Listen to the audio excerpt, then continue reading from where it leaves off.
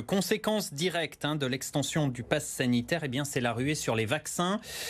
C'était l'embouteillage aujourd'hui au centre de vaccination éphémère qui est mis en place dans le quartier de la Duchère, une opération pour booster la vaccination en banlieue.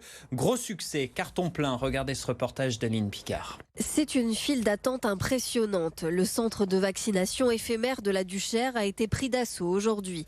Certains sont arrivés à 7h du matin et ont patienté plusieurs heures pour avoir une première injection. Les équipes ont dû s'adapter au pied levé. On va du coup rajouter du personnel pour ouvrir des box et on va multiplier par deux pour le coup le nombre de box disponibles pour permettre aux personnes de se faire vacciner. Un accès à la vaccination sans rendez-vous qui a donc convaincu les habitants du quartier et même d'ailleurs.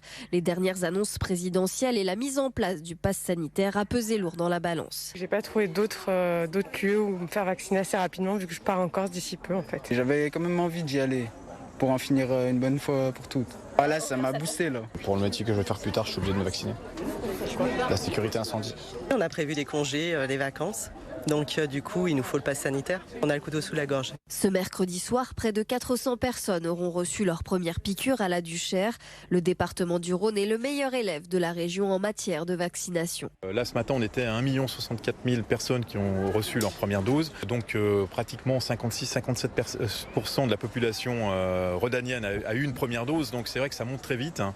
Mais si on veut atteindre l'immunité collective qui se situe au-delà de 85%, il faut continuer, il faut amplifier, il faut renforcer effectivement cette politique vaccinale. D'autres opérations éphémères devraient ainsi être mises en place dans les prochaines semaines.